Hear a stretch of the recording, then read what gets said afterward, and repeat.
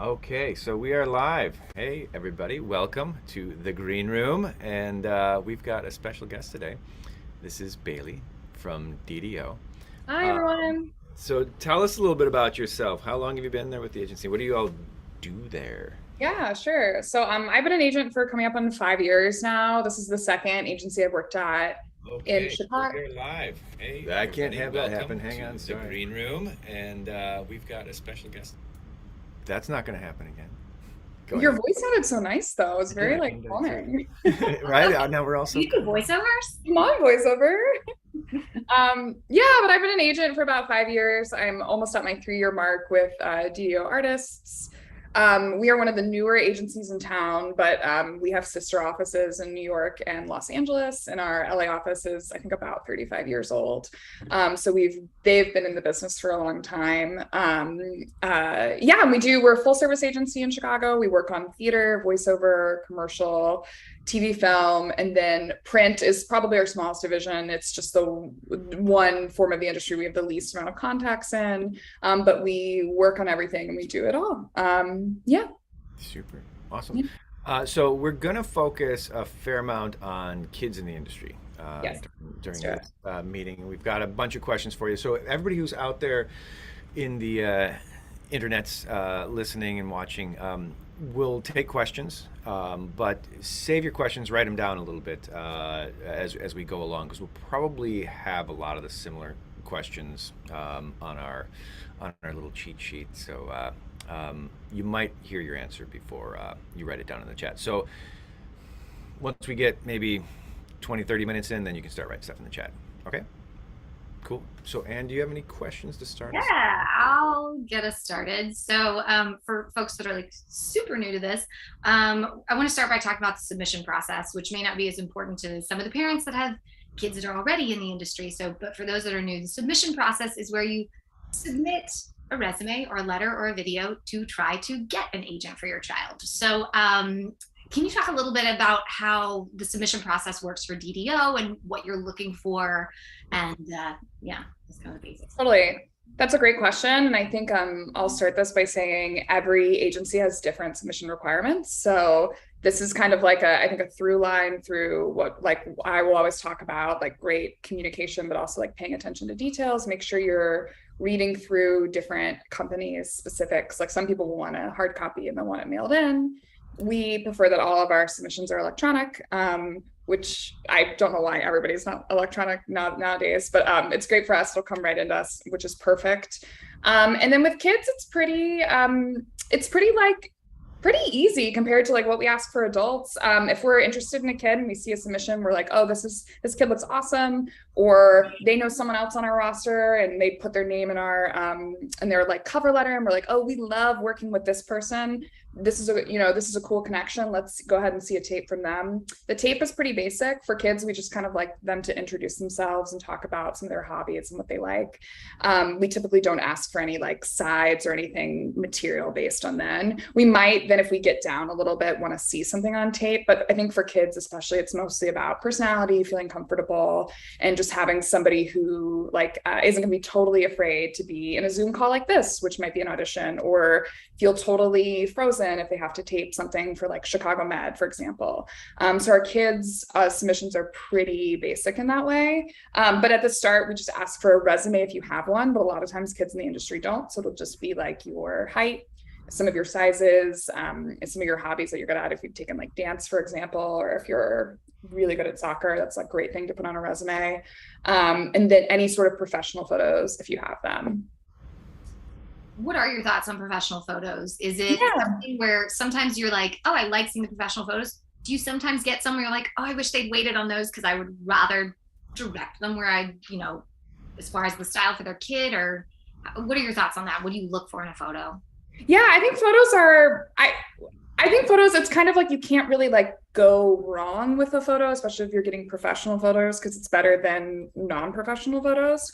I think like for example, like the first one that comes to mind in town is like Zoe McKenzie. I think they do great kids photos in particular. And they're like always set up for success with them. I will say we do get a lot of submissions from kids who have print agents. And so sometimes those photos just lean a little too print for us and a little too like editorial-y, if you will. But a lot of times we can get a couple of good shots from that, even if we just like crop it into just a face and like not a 3/4 or full body. I think my agency is pretty like aware of this is a hobby until it's not. And so it can be a big investment at the start. And so we like to utilize as much of the resources that you might already have. So if you had print photos done, or if you had something done and we think it might work, we'll hit the ground running with that. We'll do our best to try to make them work, especially with kids, because kids change so much and you have to get headshots so much more often than adults do a lot of the time.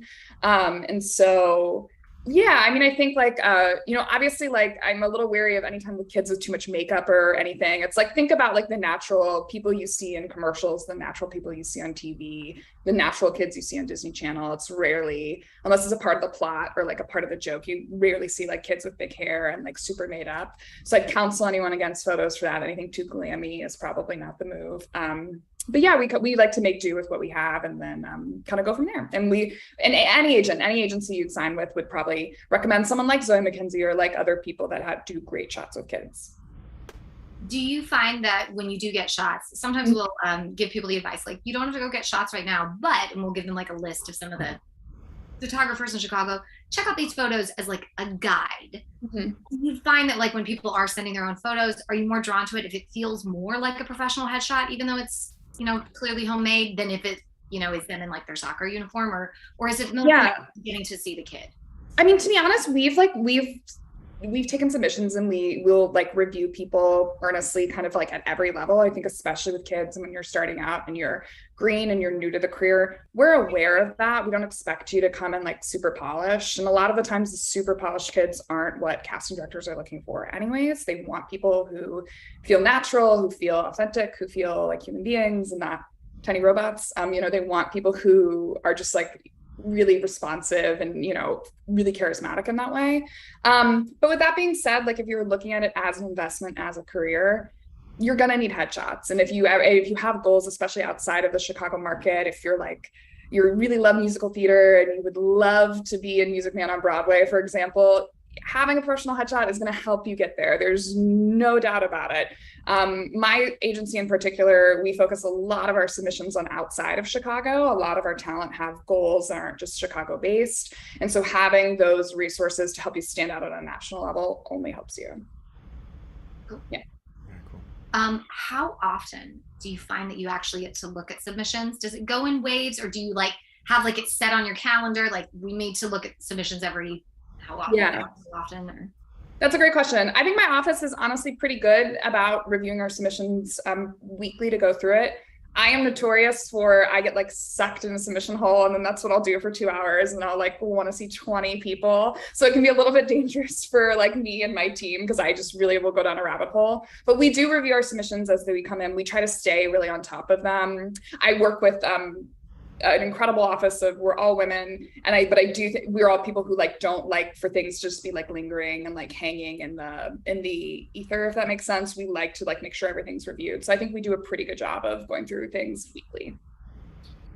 Are you responsive to everybody that sends one, or is it kind of like no news, move on, or what's kind of? It's a little no news, move on. There are times of the year we get an overwhelming amount of submissions, and we're a smaller agency, so I can't even imagine what like the bigger agencies in town get. I would sincerely doubt that anyone would respond to every submission. We respond to people we're interested in seeing more of.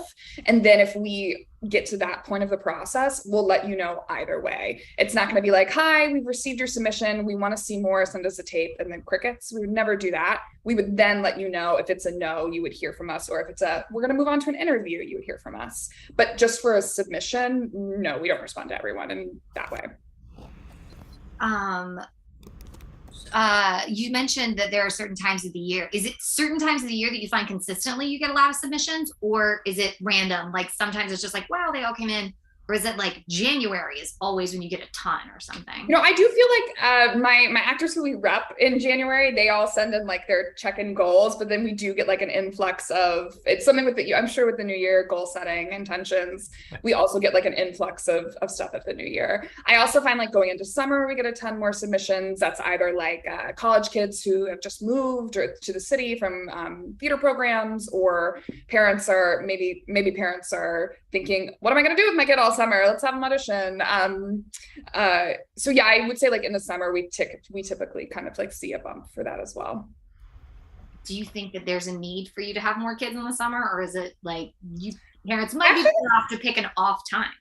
I actually think summer is a bump in time for youth talent because casting directors and production companies know they're not in school. And so we do see like an increase of, we also just see it in advertising too. We see an increase of back to school commercials, of like Kraft Lunchable commercials, of the Sara Lee bread commercials, you know, that kind of thing, where it's like targeting towards families, targeting towards kids. It's also typically when episodic season starts again. And so we have the TV shows back after their hiatus to start filming again in late summer, like right now. Episodic season's gone a little bit to the wayside because now everything's streaming services. This is kind of a boring detail, but so summer's, it's not like TV is only busy in the summer, but we do find that TV is busier in the summer. Is there, kind of on the same subject, is there a favorite time of year for you to feel like you're able to pay a little bit more attention to onboarding new talent? Slow times, basically. Slow times. I was like, it's like December when we're slow, but that's not really, no, I mean, it's good. It's good to take people on in December. We can get them all set up. And then typically like, you know, January into February, we really see like a ramp up in auditions, but, yeah, I think we're lucky, like when we're excited about somebody and, you know, we're excited about new talent, we bring them on. It's just an exciting time. It's exciting to get our new people auditions right away. So that I think that just is constant, if that makes sense. That's not a great answer. I'm sorry, Sean. No, it is good because everybody's always, I mean, as you can imagine, we get questions from actors all the time, and there's all sorts of like information that flows around out there. This is good, or this is a good sweet spot. But I would always assume that like if it's going to be December, it would want to be early December as opposed to like we have all these agency parties and all these, you know, events. Totally. And my office closes. We close from about like the 18th or 20th of December until the new year. We take a full winter hiatus because that's what casting directors do. So we like, you know, which is great for us because we have a very busy year. But most, you know, other agencies are the same. They'll close as well. And so people won't be responding to things. I will say typically a good time to not submit is like end of January to about March. Traditionally in our industry, it's been pilot season. Like I was kind of saying with episodic season, it's gone away a bit because so much is straight to series now. And it's not like each spring there's going to be 30 pilots that are pitched to networks and then 5 of them will get picked up or whatever it might be. And so like this year we didn't have a capital P pilot season because everything was straight to series that we worked on, which is great for, you know, it's more content. It's great for actors. There's pluses and minuses to both, but I'm a fan of the straight to series. I'm a fan with letting pilot season go away. And so, but typically because it's kind of all hands on deck for the new content that's coming out, we will take a hiatus on reviewing submissions and taking meetings. And most agencies do the same. That's been the case my 5 years working in the industry. We've always taken a signing hiatus from about the end of January through about March. And so that's a good time to not be bugging people for interviews because it tends to be just a bad time of the season for new talent. Got it. Back to headshot stuff and rumors that go flying around. Do you prefer the smiling shot for kids? Or everybody's like, if it's going to be a commercial, you got to show teeth. Or do you have any like steadfast rules, or would you just rather have a wider range of tools to pick from for any? Yeah. So we do like a teeth showing commercial shot just because most casting directors will want to see that. That's a trend that's been in place for a while that we haven't seen going away. But then it's great to have a couple of other photos that might be just a little bit softer or a little bit not, you know, I don't want to say angry or serious. You know, no one really wants like an angry or serious, especially with youth talent. It can be just a little intense, but something a little bit softer, more subdued to like submit for in Chicago, for example, like son on Chicago Med who broke his leg in a soccer game. It'd be weird to submit like a photo for that when he's going to be sad the whole episode, for example. So it's good to have a couple of options. If you sign with an agent, they're certainly going to want to have a couple of options to submit you with. But there's so many commercial auditions for kids. To have a pleasant, approachable, smiley photo for that is going to be super helpful for you, and something that's used often. And just this relating to, so when I was in casting, which is way before you even started in this stuff, I had like a process for looking at photos, because I always think, or I always felt like a lot of child actors were trying to achieve a particular look in a photo. And almost all the times when I would look at a child's photo, all I would do, and this was very different from how I would look at an adult photo, I would just try to imagine, what was it like to take that picture? Was the room totally uncomfortable? Was this kid like crumbling with nerves, or were they trying to put something on, or were they just letting it, play and be free and whatever? Yeah. Do you have anything particular way of, finding stuff that you like in a kid's photo? Yeah, I think I think we're lucky in this town. I think, I mentioned Zoe McKenzie, but there's Tyler Core, there's Gretchen Kelly, there's some really phenomenal headshot photographers who I think do a really good job of creating warm rooms and safe environments where, kids feel comfortable. And so I think like I've been so blown away and pleasantly surprised and so pleased with some of our youth talent photos that we get to go through and we get to help pick. And I credit the photographers for creating those, safe environments. But it's not dissimilar to adults, we don't really want anything like deer in the headlights or like super forced. That's not going to be something we select. And so I think like keeping it as natural as you can keep it, but still like, authentically sharing some emotions, be it like happy or a little bit softer, is like a great thing to keep in mind. Very cool. Yeah. We were talking earlier about having multiple shots. When people submit to you, is there a limit on how many shots you want to see? Like, I don't know how you're, but do you have a very specific where like, don't submit more than, because I know some people would be like, I would show you photos of my kid all day long. I want you to show me photos of your kid all day long, man. That's a great question. Obviously, there is too much. There is something as too much. I think if you have professional shots done, to have one main headshot that you submit and then maybe a couple other looks is great. Because that tells me that you have a full gallery, and so we could look through them and we could put the selections we would like up on your casting profiles, and that would be great for me because I would know I'd have options to submit. But especially if you're submitting amateur photos or like photos from your iPhone, to send me 47 photos of you at the park last Wednesday, it's not the move. Or like in a Halloween costume or this and that. Like that's, be selective with what you're sending. I think sending a couple photos is fine. But again, I will defer to different agencies' specifics on their website. Some of them might say something like, no more than 2 photos, or absolutely only 1 photo in the same PDF as the headshot. Some people can get really specific, and that's always good to keep in mind. We're a little bit more relaxed with us, so yeah. So resumes, you spoke a little bit about resumes, and the fact that the truth is that most kids don't have experience, so they don't have a lot to put on a resume. I just want to touch upon that one more time to put people at ease, because I know sometimes parents can stress out far more than they need to about the business, and this should really be a fun endeavor for kids to have. So you're fine if people don't even have, experience in the school play or anything like that, right? Totally fine with that. I think with kids, my meetings with kids are like, what's your favorite subject in school? What hobbies do you like? What's your favorite TV show? Why do you want to do more of this? What excites you about auditioning? It's not, we don't think we're interviewing people who are on Disney. Like, we understand like kids are doing this because they really enjoy it and they want to do a little bit more of it and try to do it at a professional level and see if it works. I think something with youth talent too, we always come back to, it should always be fun. This should be a fun additive. It should be a fun extra in your life.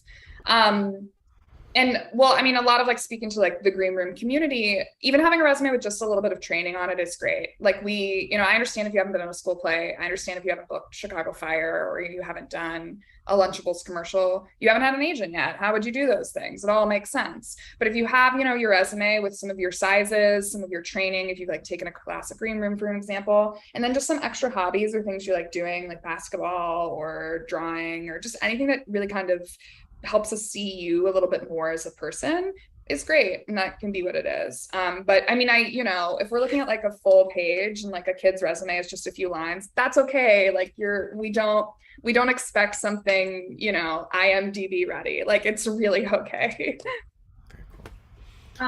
As the kids get older, does Mhm. it change with what you look for? Because I know being a teenager can be a bit of sort of a no man's land. There's not maybe as quite as much opportunity for them, especially like commercially. Mhm. So when you're looking at teens, does that change a little bit? I I don't want to discourage anyone from trying something that they really want to do. And I think like I feel fortunate and lucky to work at an agency where we stay really open-minded to anyone at any experience level, especially like with greener talent. That's something like we don't shy away from.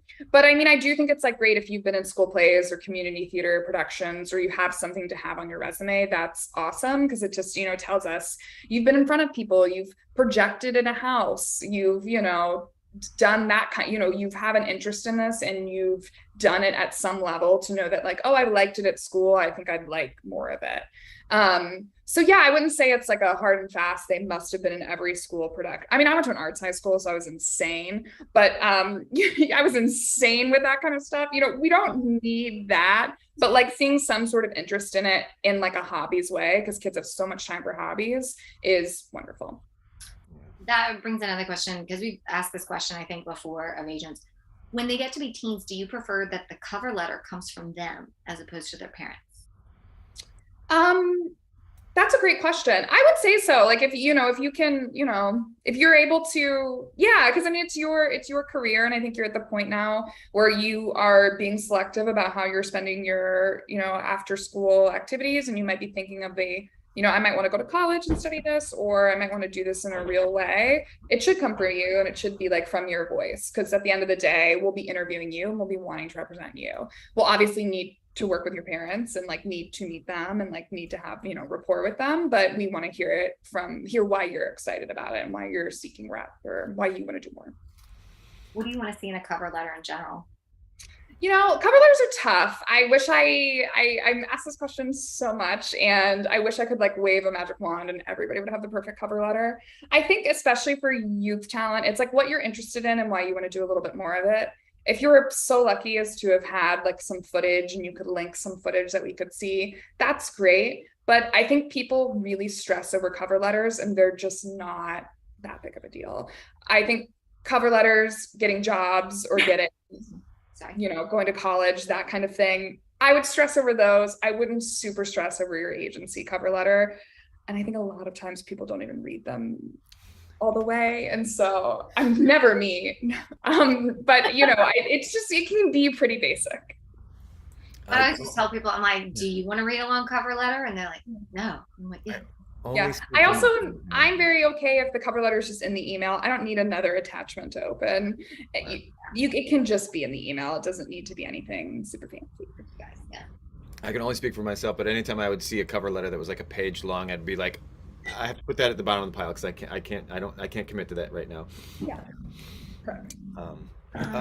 So reels, for people that do have them, do you have thoughts on reels versus just a clip versus, sometimes agents, and I don't know if it's something that agents really want to see, but we talk about this a fair amount in recent days. It used to always be, if we came in for a meeting, that you would ask the actor for a monologue, because you're not going to be like, here, I'll read the other side with you. But nowadays people can self-tape their monologue, or they can self-tape a scene with a reader, which gives them, more stuff that they could do, more choices that they could go to. Do you have any preference in terms of that when you do get to the step where you're asking for materials from actors? Yeah. So I'll start with reels. I think reels are great. If you have the content for a reel, if you can put together a reel, wonderful. If you don't have a reel, but you just have clips, like let's say you booked an episode of Chicago Med and you had some of that footage, that's wonderful. Send that along. It doesn't have to be a full reel if you've only done Chicago Med. We'll be able to see you in a network setting. That's great. That's going to help you. Or if you've been in a commercial for Lunchables and you have footage from you in Lunchables, that's great. We get to see you in a fully produced spot. That's going to help you. Now, when it comes to scenes and monologues, so my agency does a full, if you do a submission and we want to see more, we send you a prompt. It's typically an about me section, and then it's some material of your choice. For kids, it's typically just an about me. And then if you have like a special skill, like if you sing or if you dance or something and you want to include that, you can. I would highly encourage anyone putting any material on tape to not do a monologue. I don't think that this is a personal preference either. I think this is pretty industry standard. We get to see so much more of you actually talking to someone and actually being able to say it. So you will have to do monologues for auditions. Theaters will want to see monologues. Monologues aren't going anywhere from that standpoint. But if you have the option to do a monologue or a scene, I would highly recommend doing a monologue. Doing a scene. And now you're going to ask me, Bailey, where do you find these scenes? It's not like I see auditions all the time. I don't have an agent. You can even like transcribe it from a TV show you really like. I wouldn't do anything super famous. I think that's where you can get a little like dicey. I wouldn't do anything that you're like, wow, this is so obviously a scene from Devil Wears Prada. It has some of the most iconic lines in it. I wouldn't say do that. But if it's an episode of like Good Luck Charlie or something that I'm not going to really know because I do the scene. So that's my advice for anyone picking monologues or scenes. That's my favorite thing in the world that I've heard in a long, long time. Thank you very, very, very much for saying that on the record. On the record, I will speak for my whole agency. I cannot speak for agents everywhere, but I'm going to guess they would say the same, do a scene. And it just helps you. It sets you up better as an actor. You get to react in real time. You're more dynamic. You're more engaged. Watching you listen is really fun. Like truly, it's just to help you do a scene. A lot of times too, when people just send us monologues, we'll write them back and say, hey, we liked this. Please send a scene. So you might just save yourself doing more work and doing less monologues. And yeah, that's great. That's super. What else do you have there, Anne? Well, let's talk about your roster. For those that are new, the roster is the group of actors that they represent. Yes. How big is your roster now, if you don't mind saying? Yeah, I think we're about at 375, but we have a handful of people who we share with our LA and New York office, so it's not completely our in-town roster. We have a very notable, wonderful kids division in LA. And so we have a handful of kids that we share in all of the markets and we rep them across the board. And then we have the same with adults. And so that's kind of how that number is. But I think like true to Chicago, it's probably closer to 300. Mm-hmm. And as you look at your roster, I mean, how many kids do you think you represent? And like, how does it kind of like, does it change up over different demographics? Do you have more whatever that you need, or is it kind of, does it vary? Do you find that it's changed where you're like? Yeah, I would say we have less than 100 kids for sure. Gosh, we probably even have less than that. We probably have like around 60 to 70. What do you mean by does it change? Well, I mean, like, as you watch the industry change and you're like, they're not writing as much stuff for this age group. Does that mean that you're not going to have as many in that age group, or do you kind of keep it even among these like different types? Yeah. That's tough. I mean, that's just a hard question to answer because I think things do really kind of ebb and flow. I feel like things are always busy for kids, and like we always need great kids. Like there's never a time we don't need more great kids. So that's really how I feel about that. And it's interesting too from a casting perspective. Casting directors will really go out of the way to find really great, stellar kid talent. And unlike adult actors, a lot of time they'll pay to fly them, they'll pay to put them up, they'll pay to do they'll do big national searches for the right kid, because it's a lot of times a lot harder to find the right kid because there's so many working actors in LA, there's so many working adult actors in Chicago and New York. But with kids, it's a little bit more, you can kind of be anywhere. That didn't really answer your question. I acknowledge. Oh, it's a weird question. I don't know if it's a fair question. So, I think things are like super busy for our youth talent right now, but we'll probably hit the middle of fall and it'll be a lot quieter for it. So it does kind of ebb and flow. It kind of, comes in waves. We're at the time of the year, the end of summer, where kids were able to audition and book and shoot a lot more. So I feel like kids are so at the front of my brain because we've just been working with them. They've been auditioning so much lately. So you handled the theater auditions for DDO. Yes, correct. So, do you get excited when the kids say that they're interested in doing theater? Are you? Yes. Yes. Yeah. Yes. It's great. And I also think like coming out of this pandemic, there's been so many kid heavy shows, especially like in Chicagoland and in New York. And I've just been like, I've been blown away by the kids we've had go to New York for callbacks for things and, book tours and stuff. And it's just been so cool. So anytime a kid tells me like all they want to do is sing on a stage, I'm like, let's go take over the world, you and me. I joke with I feel like we have some really theater heavy kids on my roster right now, and they're all awesome. I mean, we were just talking about the Fun Home, opening. Wow. So awesome. But I joke that I'm just going to become like a child theater manager because I feel like here's some days all I'm doing is stuff for kids in a roster, and it's awesome. It's great. Yeah. What about the parents? How do you feel like, as far as like, because most of you communicating goes through the parents. Sure. Do you have any advice for them on the best way to communicate with you on checking in with you, like, hey, this is going on with my kid, but finding that balance where they're not being feeling like they're bugging you or being aggressive? Like, how does that kind of work for you? Yeah, so I mean, every agency is going to be different, and as you cultivate a relationship with your agent, it's going to be different for that person. Like we specifically at my agency, we're a hybrid schedule, so sometimes we're in the office together, and sometimes I work from Georgia and I go visit my parents for a week, personally. So I'm not in the office that week. And so email's typically best to like get a hold of us. And if you have a question or something, if you have like a big picture question, to just like put it in a general email that you send to everybody. But if you have a specific question about an audition, just to like respond to that, logistically, everything is emailed for us. And so just to put it on like the email thread. I think I'm lucky. I work at a boutique agency. I work at a small agency. And so we do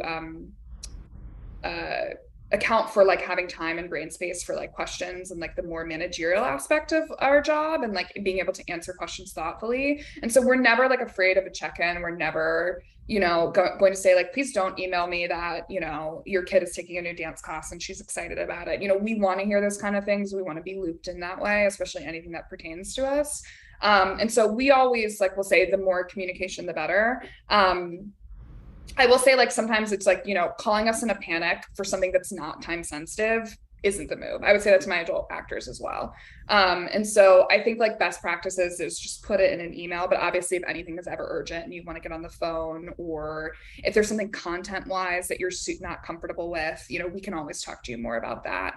I will say like, speaking about content wise, if anything's a little, sus, casting directors will notify that. And so it'll be pretty clear, but of course we wouldn't want you to do anything that you're like, I wouldn't want my kid to do this. It's like, okay, we completely understand it. I think that leads into another question that we had of like, how about flexibility with kids and availability, or if they're just like, I don't want to do that role because my hair would look weird, or whatever reason. Sometimes kids are just like, no. So I will always come back to it. Like you're a child, like you're having fun. This is supposed to be fun. Please go to summer camp. Please go on your Disney cruise. Please live your life. If you're starting 9th grade and you're taking a bunch of AP classes and you're worried about how fall semester is going to go, worry about your fall semester. Like the thing is, I think actors get so like wrapped up on like opportunity. There will always be more auditions. If you need to step away, if you need to take time for yourself, that's totally fine. I also think coming out of a pandemic, if we haven't learned anything, it is prioritizing our mental and emotional health. If you're completely unavailable, or if you don't want to do this anymore, that's a different conversation. We might need to let you go from a roster. That's a no hard feelings kind of situation. But if you want to take 2 weeks off to go to camp, take 2 weeks off to go to camp. It is not the end of the world. Will you miss some auditions? Yes. Will there be more on the other side for you? Absolutely. What about if they need to take like 6 months off? That's what we would probably on our end just deactivate them and say like, hey, we're going to just take you off the roster for now. Let us know how you're doing in 6 months, and we'll come back to it. Awesome. Yeah. As far as, and this kind of leads into a question on time. Now we talk about not just like availability. We're also talking about, we're going to get into this, like taping at home, but the turnaround time on auditions. Do they take into consideration ever that it's kids? because I know I have a lot of clients where I'm like, I think that turnaround time is fast for me for a child that is in school until 3:30 and has to tape with their parent, and the parent has to be available. So do they take that into consideration at all? Do you find that that's been a struggle for some people? Yeah, I mean, I think especially coming out of the pandemic, people were so used to just people being at home and twiddling their thumbs. Turnaround times have been crazy. I do think though you'll see it. You'll see like the buzzer beater or, deadlines. I don't think those are going anywhere. It's the nature of how quick this industry moves. I will say if you are like, if you have an agent and you are worried about the time, ask for an extension. We can always do our best to get you an extension. We can always ask, we can always seek that for you, and then have a conversation from there. I would tell you, like, asking for an extension if you really need an extension before just turning down an audition entirely. And then if you can't make a deadline, if you can't do it, you can't do it, and that's the case. A lot of times too, especially with projects where they have a quick turnaround, it won't be uncommon for them to extend the deadline when nobody's able to submit because no one's able to submit. Yeah, and we try to tell parents as they get into this industry, this is not just a big decision for your child, it is a big decision for you. Because it is a lot on the parents, and for people that are working parents, it just cannot be an option for their kid until they're grown up and they're on their own time. And that's okay too. Yeah. Because it's a huge commitment for the parents. They have to get them to and from places as well as learn how to tape them. So yeah. It's your hobby now too. It really is. Yeah. Having children is a hobby in general. Oh yes, it's all encompassing. What else do you have? You were going to talk about social media, Sean, and kind of asking about that. Oh yeah, how do you feel about that? I know a lot of those rumors that go around, like, oh, you need to have 1,000 followers to make it in this bit, or whatever people are saying. What is your feeling about having an online presence, whether that mean a website or if that's a social media stuff, and should they be posting in promotion of their acting career, or does that get, a wide range, I'm sure, but yeah, that's a great question. I think the culture of influencers and the culture of people who are social media famous is not going anywhere. That is not, but those people aren't necessarily actors. We say it to our adult talent all the time too. Our adult talent are like, I don't have an Instagram. It's not good for my mental health. So I need to, blah, blah, blah, blah. We'll see things sometimes where they specifically want people with a large following for projects. That's mostly so these projects can take advantage of people and use them for free advertising. It's true, but I've never seen an actor not get a role because they haven't had the proper social media following. I think with that being said, I encourage people to have websites if they do other things in the industry. Like if you're also a writer, if you're also a director, if you're also a photographer and you're more of an artist and you want to have sort of like a place to kind of show off, your multi-hyphenate, all the things you do, that's great. I think if you want to have an Instagram for your acting account, or if you, that's great. Again, like with kids, I keep coming back to this is supposed to be joyous. This is supposed to be fun. If you're going to enjoy having an Instagram and being able to post about it, that's wonderful. If it's going to stress you out or if it's going to be something that the parents don't want to monitor, I really don't think it's anything crucial. Do you find that just using Actors Access or casting networks to host videos or anything like that? And that's another question too, which I'm sure some of our adult actors would have. Should they be spending the big bucks on the yearly plan on casting networks? Or yeah, casting networks is rough right now. We've it's gross. I mean, it's very expensive, and it's taking advantage of actors, and the price gouge is insane. We've been encouraging our actors to not pay for the additives and to not do the yearly plan. I'm hoping that enough people won't, and they will come down on their prices or offer different a la carte options like they used to. Breakdown Express is much less expensive, but it is a cost. I do acknowledge it is a cost, but it is much less expensive than casting networks currently. And so I think I would never encourage anyone to pay to put up an audition monologue or pay to put up something like that. If you have a reel, or if you have produced footage, or if you're in a Lunchable spot and you want to add that to your Actors Access, that's awesome. But I wouldn't just pay to put up content to pay to put up content. You know, obviously having updated headshots is really important. And so I would encourage anyone to eat the cost and do that. But for casting networks for now, I would hold off, especially if you're not repped. I would just really hold off until you have reps and they'll counsel you with what you need. Gotcha. Yeah. So, and we've got about 6 minutes left for the kids side of things here. If we have any other questions that from folks, or do you want to? Yeah. I answered. We had one that had asked the question. I popped a quick answer on there. It was, do you have to be in the union to be submitted to a talent agent or to be submitted on a job? No. Even once you have an agent, you still wouldn't have to be in the union, right? No, my agency is both AEA, so Actors Equity, and SAG franchise, and so we do work on projects with Actors Equity and SAG projects. But no, there's a ton of non-union work in this town. Chicago is a huge ad agency hub. There's a lot of commercials that are non-union. You do not have to be in the union to have an agent. No. Awesome. The only other thing that I thought I heard was we were going to talk about, I kind of already touched on this, but can you talk about how important, when you're meeting new actors or just actors, how important is their ability to self-tape?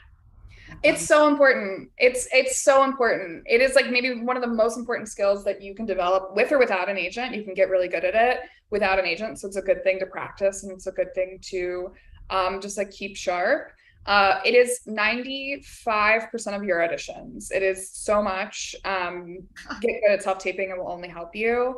It is hard to do, but you know, once you can figure it out, you'll be good. Self-taping is not going anywhere. It is only increasing. Get good at it. And just to plug, we've got like a free tutorial on how to do that on our website. There's loads of free stuff out there on YouTube as well that you can find.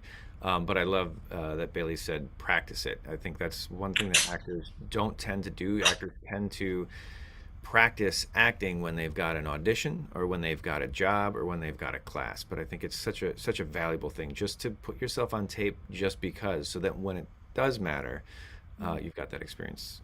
Yeah, or when you have, or if you submit to an agency and they're like, oh, you know, we like you, can you send them some stuff? You're going to already have 3-4 killer auditions that you want to submit, and you'll be able to turn it in super quickly. And I'll be like, wow, this person's really prepared. It's also a really great skill. You know, memorizing is not easy, and memorizing doesn't come easily to a lot of people, but it's definitely a muscle when you're doing more and more of it. You know, so even if you're not consistently auditioning, to, you know, just put yourself on, you know, one new thing a week. It's going to be so advantageous for you. It really is. Absolutely. Yeah. Absolutely. Great. Any other things that you would like to see in the world of kids, or like if you could wave a magic wand and you're like, oh, I wish all parents would behave this way, or yeah, whatever it might be. I think, you know, I keep coming back to, it should be fun. It should be joyous. This should be an additive to your life. And anytime for me in meetings where parents are a little too like focused on like the industry, on the business of it, a little bit too hands-on, it's a bit of a red flag. It's, you know, does the kid want to be here? Does the kid want to be in the Zoom? Does this kid want to be auditioning for things? You know, I'm so fortunate, and I work with such a wonderful staff of women, and we're really keyed into that. And we don't really look at people like dollar signs, and, you know, we look at this as collaborative. And especially with kids, we always come back to, this should be fun. And I think with parents, that's just, it should be fun. This should be joyous. And that's like really what it comes down to in meetings for us. Are you fun, cool people? Is this a joyous experience? Do you want to be doing it, etc.? Right. Yeah. Absolutely. And sometimes, you know, there's sometimes that one day, I mean, hopefully it doesn't happen on the one day that the kid gets to meet the agent for the first time, but there's some days where the kids are like, right now it's not fun today, but tomorrow it will be again. And I think that's something that parents should really just embrace and roll with in the industry. I know it's difficult as a parent to embrace and roll with that on a day-to-day basis, but totally. But yeah, to keep the creative energy alive in the room, that's always important. Yeah, and life is so stressful. Like it's already so stressful. This shouldn't be super stressful. And if something's feeling super stressful, you know, let that audition go, or, you know, let that experience go. Yeah. I did think of one more question that I meant to ask, for this is thinking of a specific client. How do you feel about repping talent that's not in Chicago now that things are more virtual, more about self-tapes, to pay their bus fare to get here. How do you feel about repping somebody that's not? That's a great question. We do rep a handful of people who are not Chicago based. The beauty of self-taping is, another reason why you should get good at it, is that you can be anywhere and you can audition from anywhere. We're pretty selective about non-Chicago people we bring in, just because Chicago is our priority and it is our focus. And so we like people who we know are right here and, you know, we can kind of throw onto anything. But with that being said, you really can be anywhere. So yeah, we're selective. I will say that we're selective. And you have to be a local hire. It has to be a situation that obviously we would do our best to negotiate, you know, housing or travel for you if you were to book like an episode of Chicago Fire, for example. But the only way we would sign people is if they're able to be a local hire, meaning they'd be willing to get themselves here and put themselves up and have a trusted address they can put on tax paperwork and payroll paperwork. Do you know how that works? Because yeah, I think that's also because I think a lot of times people will be like, I'll be a local hire anywhere. But you have to fill out something that says I legitimately have a place to, like, when you get the job. Correct. And a lot of it has to do with like tax breaks for production and like the Illinois like filming tax break, for example. So like you can, like, let's say you have a friend who lives in Chicago. Basically, it's someone you trust enough that you'd be able to put their address down where a check might get sent, you know, so it's not a PO box, it's not a 7-Eleven, it's like someone you do know well enough to forward you some mail. That doesn't mean you have to stay with them for the duration. You can get an Airbnb, get a hotel, you can do whatever. Production's not gonna come to your like door at night and be like, are you there? You know, that's not gonna happen. So you lodge yourself in any way that you'd want to lodge yourself, but just a trusted address that you could put down on filming people. Awesome. Yeah. All right. Well, thanks everybody out there that's been watching. This has been fantastic. We're going to move the conversation over to the practice right now. We've got a smaller group of our membership that is going to chat with Bailey about other stuff with voiceover and adults and things like that. But thanks for joining us, everybody. And definitely check out our classes. I guess we're an acting school, so I should probably plug that really quickly. But we're at thegreenroomstudio.tv. Oh, we have a free class coming up too for kids. Oh, that's right. Thank you. Check out our website. We have a free class on September 17th. Yeah. That's awesome. Good plug. I'll put a link in the chat here. But yeah, thanks everybody, and we will see you again soon on another one of these. Bye. Bye.